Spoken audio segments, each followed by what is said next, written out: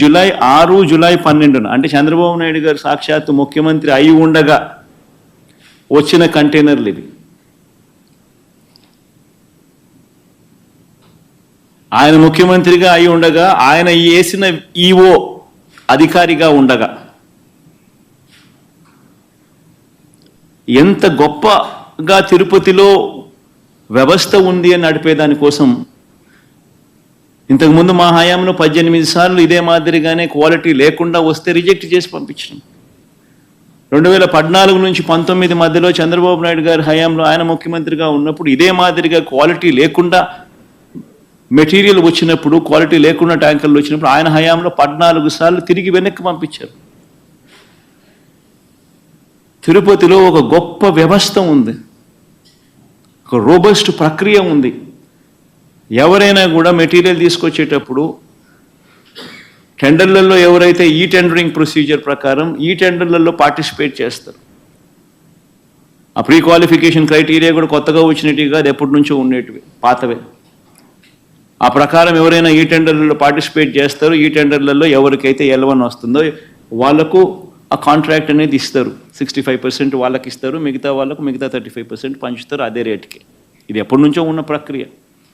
వాళ్ళు వచ్చే వాళ్ళు కూడా NABL సర్టిఫికేట్ తీసుకొని వస్తారు, lab certificate on product quality తీసుకొని వస్తారు. తీసుకొని వచ్చిన పిమ్మట అయినా కూడా తిరుపతిలో ప్రతి ట్యాంకర్లోనూ 3 సార్లు టెస్టింగ్ చేస్తారు.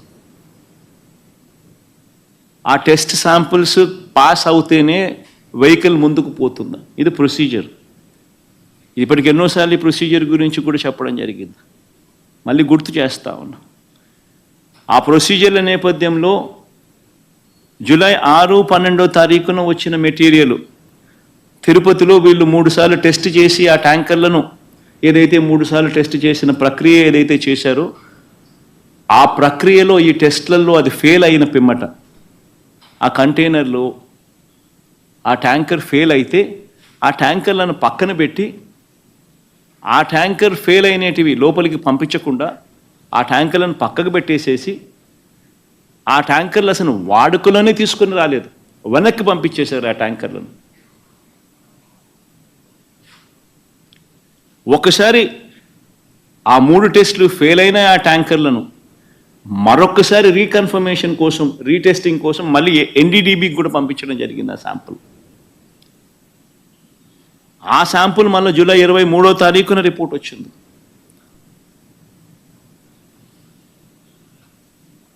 ఒకసారి ఆ జూలై 6, జూలై 12 వచ్చిన ఈ ట్యాంకర్లు ఏదైతే టెస్టులు తిరుపతిలో చేసిన టెస్టులు ఏదైతే ఫెయిల్ అయినాయో అవి ఏదైతే వెనక్కి పంపించారో, వెనక్కి పంపించడమే కాకుండా షోకాస్ నోటీస్ వాళ్ళకి ఇచ్చారో, ఆ జరిగిన సందర్భంలో జరిగిన ఒకసారి ఆ వీడియో క్లిప్పింగ్స్ ఒకసారి మళ్ళొక్కసారి గుర్తు చేస్తా ఉన్నా, ఒకసారి మళ్ళీ ప్లే చేస్తూ.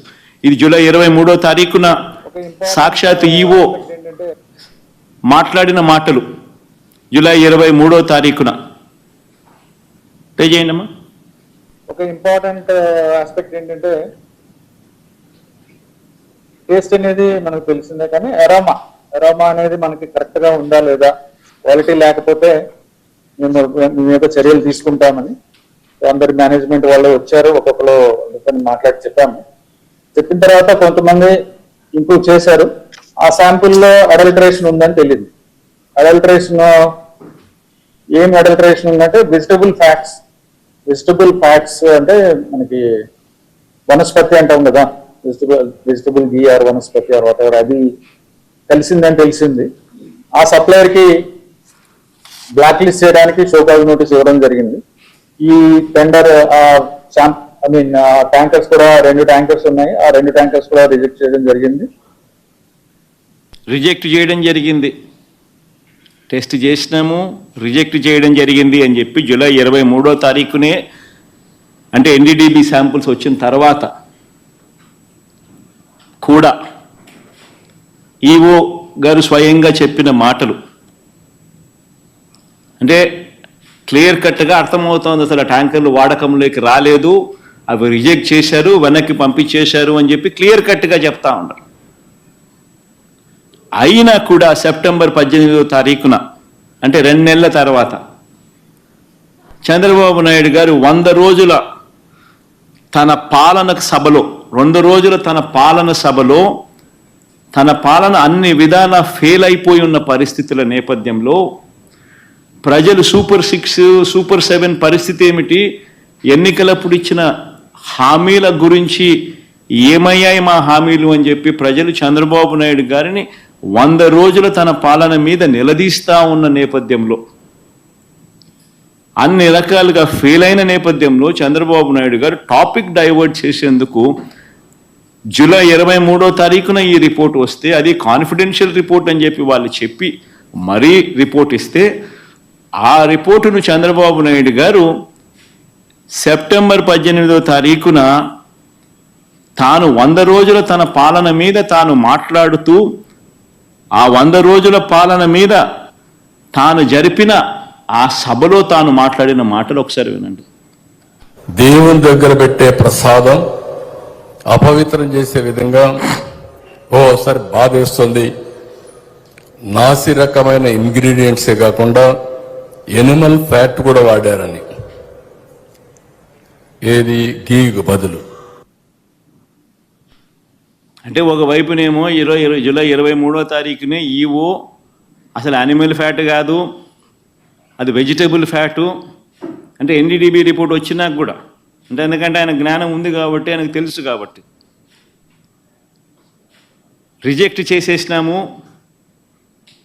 అని ఒకవైపున ఆయన చెప్తా ఉంటే, చంద్రబాబు నాయుడు గారు అన్నీ తెలిసి ఉండి 2 నెలల తర్వాత సెప్టెంబర్ 18వ తారీఖున ఆయన అడల్ట్రేటెడ్ గీ వచ్చింది, నాసిరకము యానిమల్ ఫ్యాట్ గీని వాడారు, వాడి లడ్డూలు తయారు చేసేశారు అని ఏకంగా దేవుడిని, ప్రతిష్టను, శ్రీవారి లడ్డూను, విశిష్టతను అపవిత్రం చేస్తూ చంద్రబాబు నాయుడు గారు తెలిసి రాజకీయ ఉద్దేశాలతో అబద్ధాలు ఆడిన వీడియో టేపు 18వ తారీఖున, సెప్టెంబర్ 18వ తారీఖున చంద్రబాబు నాయుడు గారు ఈ మాటలు మాట్లాడితే, మళ్ళీ సెప్టెంబర్ 20వ తారీఖున టీటీడీ ఈఓ గారు, అంటే ఐఏఎస్ ఆఫీసర్ గారు, చంద్రబాబు నాయుడు గారు స్వయంగా నియమించుకున్న టీటీడీ ఈఓ గారు మళ్ళీ ఇదే విషయం మీద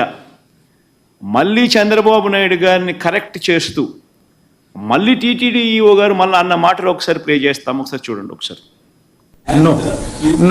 The adulterated ghee, 4 tankers have been kept aside, and then they were kept aside so that they can be used when the reports come clear. But the reports unfortunately didn't come clear, then we rejected, we sent away. And then we stopped from that supplier.